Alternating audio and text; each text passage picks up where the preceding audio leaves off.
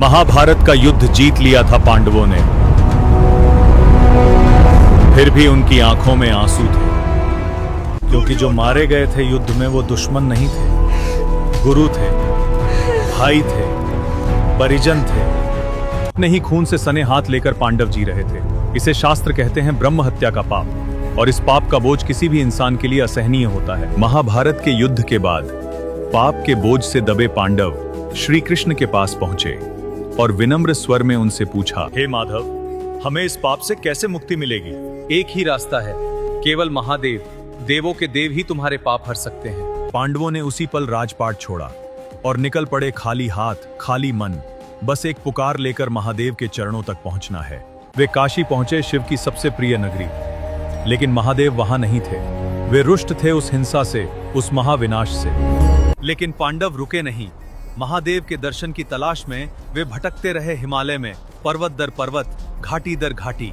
जब महादेव को ज्ञात हुआ कि पांडव उनकी खोज में यहाँ तक पहुँच गए हैं, तो वे गुप्त काशी से अदृश्य होकर केदारनाथ पहुंचे और बैल का रूप धारण कर अन्य पशुओं में मिल गए। पांडव भी केदारनाथ पहुंच गए, भगवान शिव की खोज में भटकते भटकते। तभी भीम की नजर एक असाधारण बैल पर पड़ी, जो सबके बीच होते हुए भी सबसे अलग था, जिसका दिव्य तेज उसे बाकी सभी से अलग पहचान दे रहा था। भीम समझ गए। उन्होंने तुरंत अपना विशाल रूप धारण किया और दो ऊंचे पहाड़ों के बीच अपने पैर फैला दिए, ताकि कोई भी पशु उनकी नजर से बचकर निकल न सके। एक एक करके सभी पशु उनके पैरों के नीचे से निकल गए, लेकिन वह दिव्य बैल वहीं स्थिर खड़ा रहा। तभी भीम समझ गए, यही स्वयं महादेव हैं।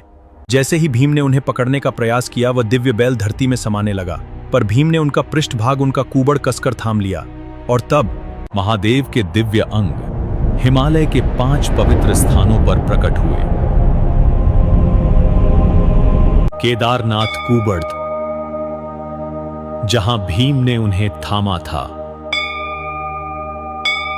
तुंगनाथ में महादेव की भुजाएं प्रकट हुईं, और यहीं स्थित है दुनिया का सबसे ऊंचा शिव मंदिर। रुद्रनाथ, जहां स्वयं महादेव का दिव्य मुख प्रकट हुआ, और आज भी उनके साक्षात दर्शन होते हैं। मध्य महेश्वर, पंच केदार का वह पावन स्थल, जहां महादेव की नाभि धरती से प्रकट हुई।